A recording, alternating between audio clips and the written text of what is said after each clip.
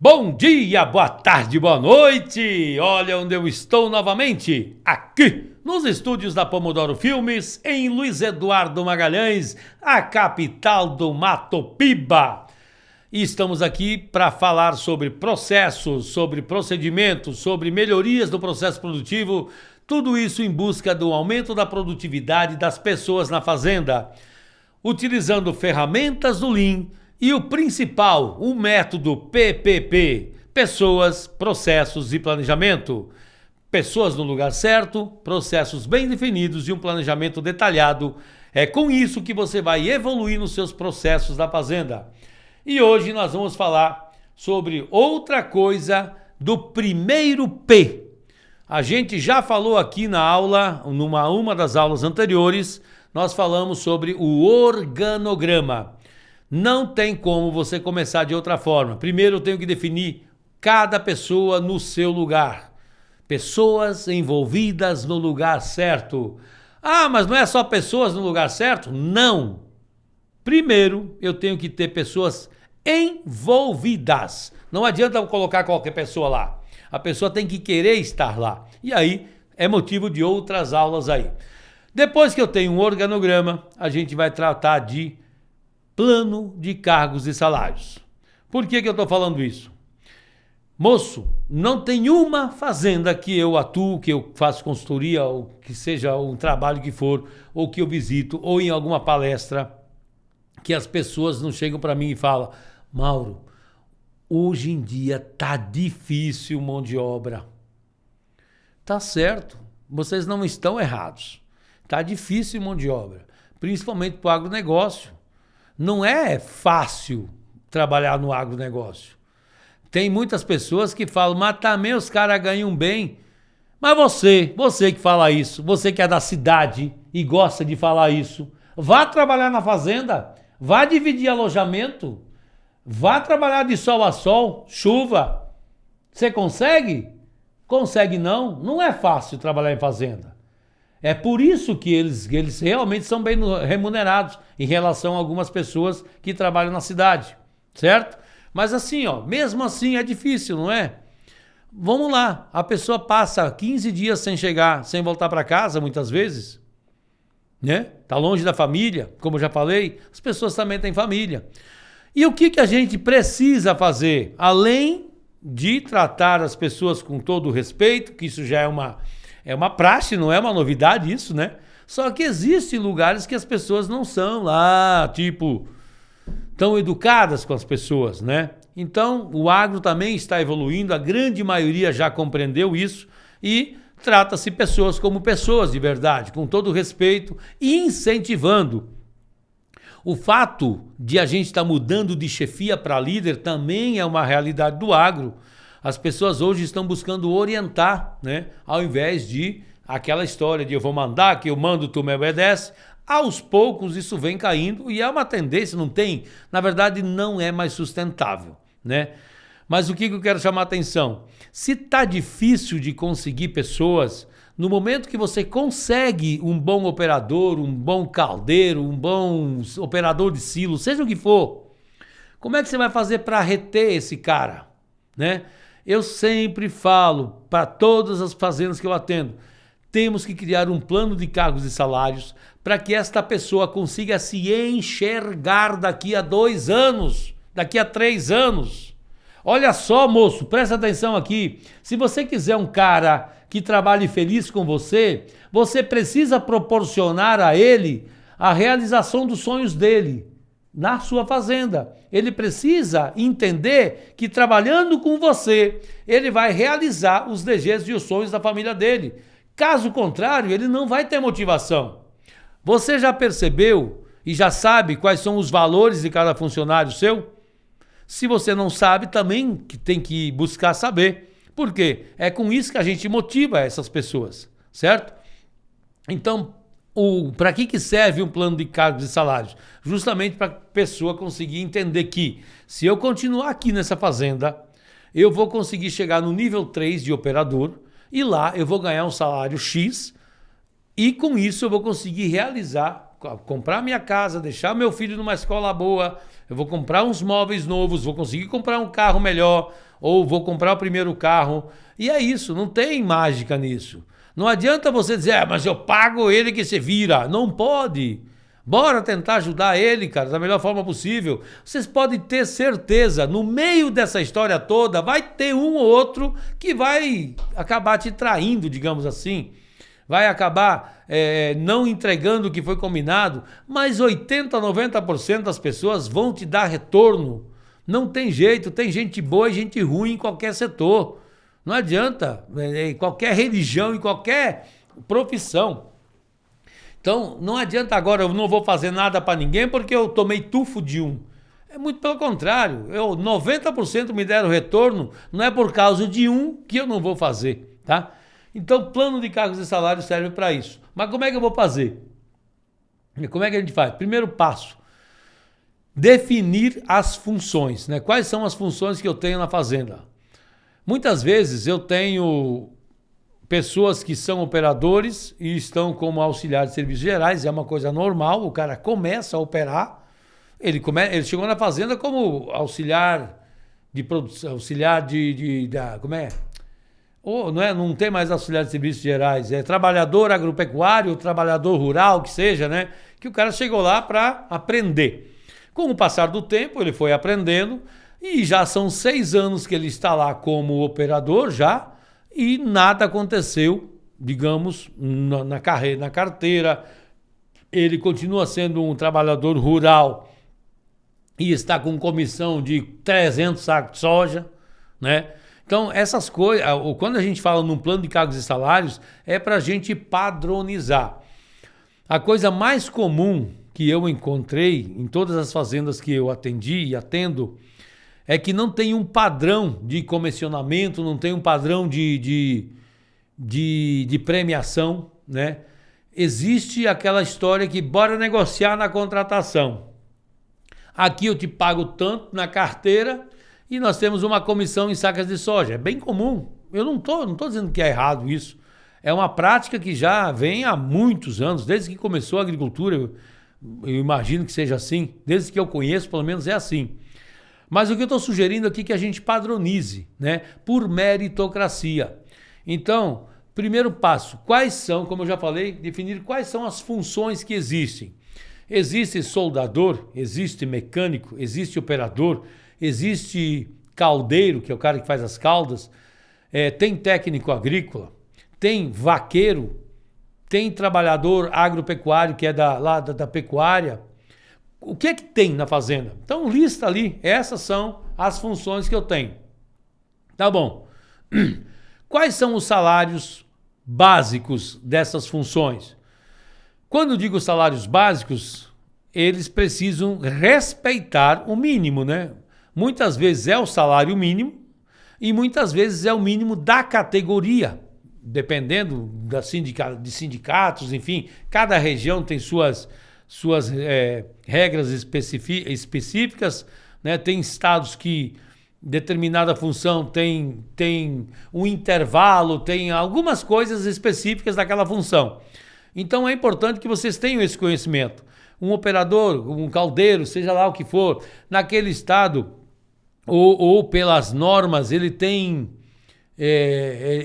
começa com 1,5 salários ou é um valor específico. É importante que você tenha esse conhecimento. Beleza, mas vamos imaginar que você já tem esse conhecimento, então, e a partir disso você cria o seu plano de cargos e salários. Vamos falar aqui sobre cantineira, pronto, cantineira, cozinheira, né? Qual é o salário base de uma cozinheira? É o salário mínimo? Talvez sim, mas muito provavelmente não. Né? O salário mínimo hoje está quanto? 1.412, se eu não me engano, o ano que vem vai para 1.500 e alguma coisa, 1.508. Tá, o salário mínimo, vamos supor que a gente está começando em janeiro agora, né? De 2025, que seja 1.508, que parece que vai ser isso. Será que 1.508 eu consigo uma cantineira boa para trabalhar numa fazenda que só vai embora de 15 em 15? Vocês sabem como é que funciona.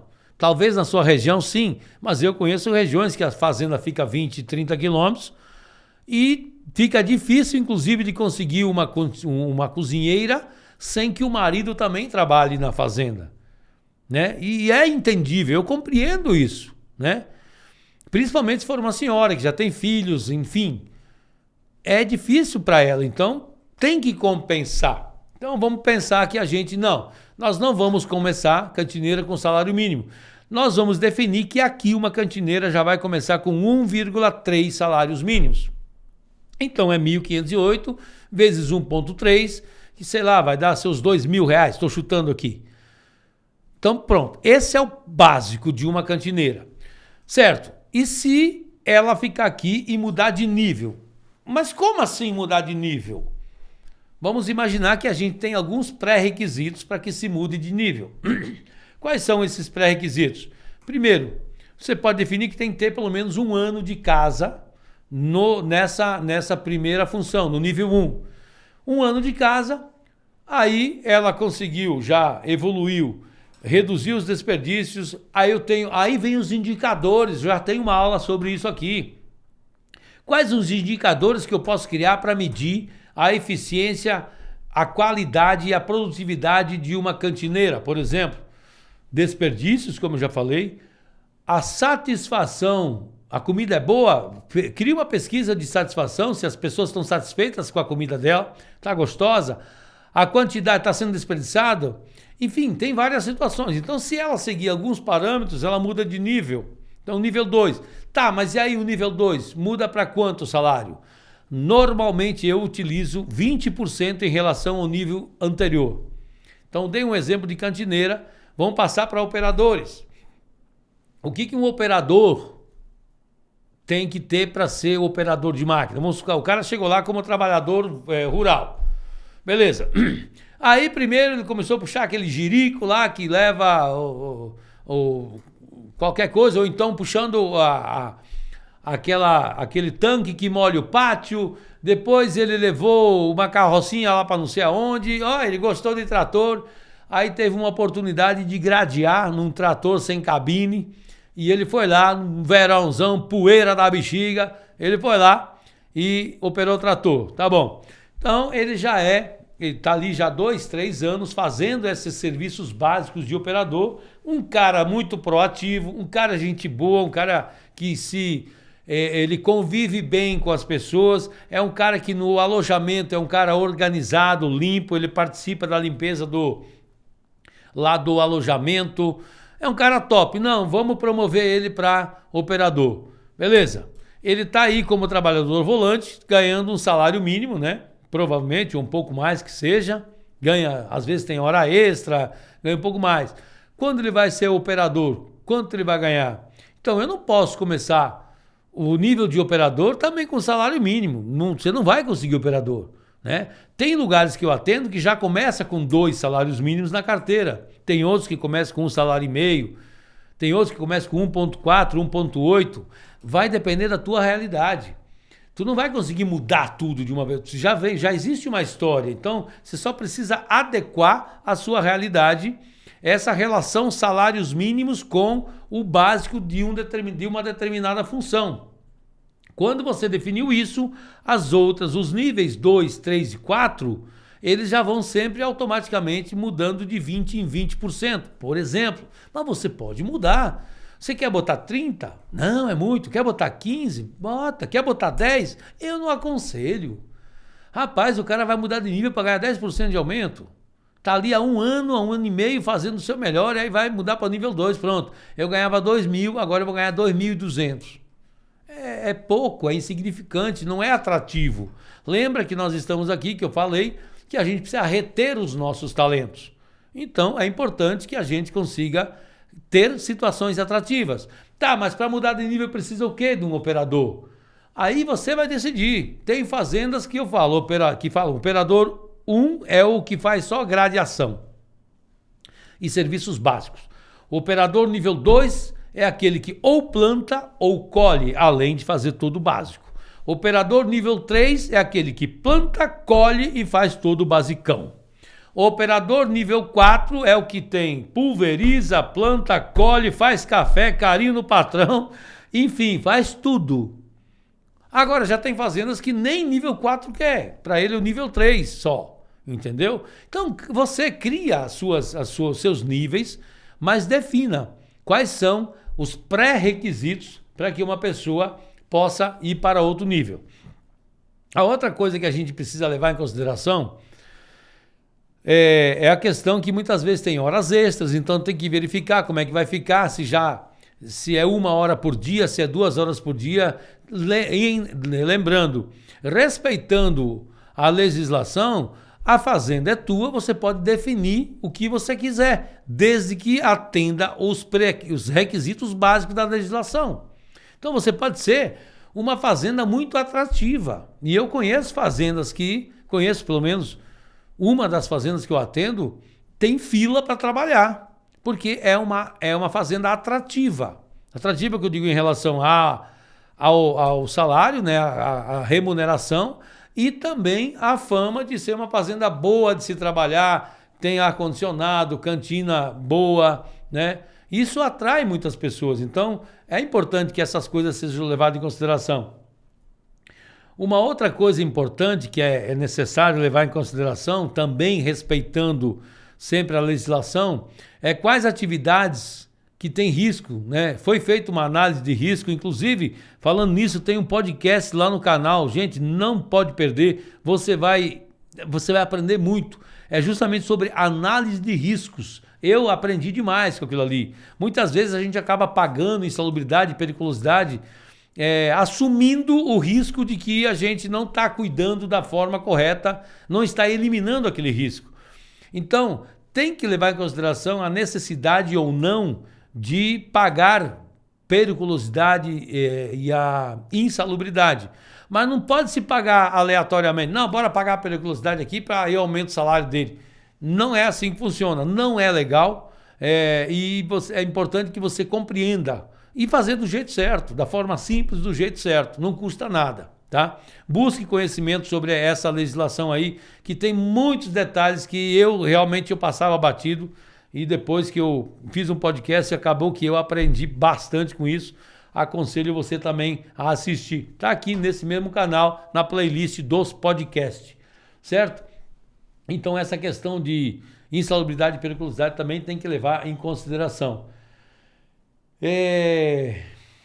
Como eu já falei, então, defina no plano de cargos e salários, defina o número quais são os cargos que tem na fazenda e qual é o mínimo de cada cargo, o pagamento mínimo, levando em consideração sempre o salário mínimo. Lembrando que o salário mínimo ele muda de ano para ano. Então, lá dentro do plano de cargos e salários, tem que ter uma fórmula que, assim que aumentar o salário lá, você aumente na proporção aqui. É outra regra que você pode criar. Os cargos mais elevados, que são lá de técnicos agrícolas, se o salário mínimo aumentar 10%, por exemplo, não é obrigatório você aumentar também os 10%. Você que cria essa regra. Mas também, se você puder, é bom, é atrativo. Lembra que nós estamos com um problema, partindo do princípio que eu estou com um problema de mão de obra. Para eu reter para eu reter os meus funcionários, eu tenho que criar atrações. Eu tenho que ser atrativo. E uma das coisas é o dinheiro. Mas, não é o mais importante. Isso posso garantir para vocês. Olha para mim. Salário é importante, mas vem no mínimo em terceiro lugar. Primeiro, o cara está fazendo o que ele gosta. Segundo, ele está num ambiente saudável. Ele está num ambiente que é bom de convivência. Se sim, ótimo. Terceiro é que vem o salário. Isso é, na minha opinião, é o que eu visualizo por aí. Já conversei com pessoas que falam, eu estou indo embora, não é nem por causa do salário, é porque a comida aqui é muito ruim. Então, preste atenção nesses detalhes aí que são importantes. Pessoas, depois disso, uma ferramenta também muito importante que a gente vai falar no decorrer dessas aulas, é a matriz de habilidades e competências.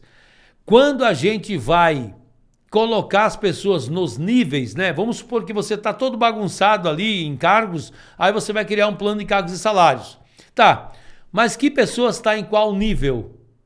Como eu falei, beleza, a gente consegue falar dos operadores desse jeito aí, definindo algumas situações.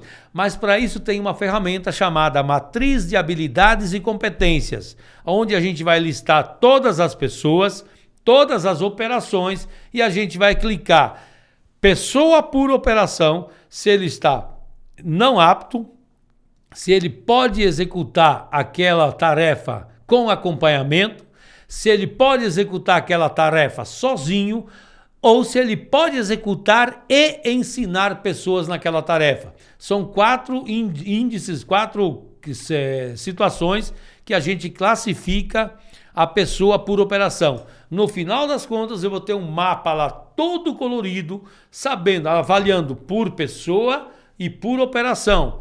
No final, eu consigo descobrir que determinada operação, eu só tenho 1 ou 2 operadores que conseguem fazer aquela operação. Caso os 2 ficarem doentes ou um faltar e outro está de férias, ninguém faz. Isso é um chamado para que eu treine outras pessoas para aquela determinada operação. Meus queridos amigos, então, para encerrar aqui, eu queria dizer que primeiro passo na gestão PPP são pessoas, onde o primeiro detalhe que eu preciso resolver é o organograma, o segundo é plano de cargos e salários. Fazendo isso, você consegue fazer com que os funcionários consigam se enxergar num futuro nessa fazenda. Lembrando que o salário não é o principal motivo para alguém ficar ou não numa fazenda. Ele é atrativo sim, mas em primeiro lugar é o ambiente que se encontra aquela fazenda.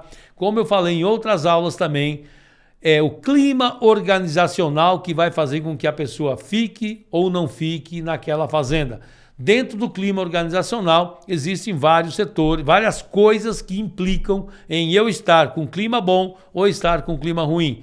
Portanto, cuide da gestão das pessoas, que é isso que precisa para que a gente consiga evoluir nos processos, porque não adianta criar processos se eu não tiver pessoas para executá-los da forma correta.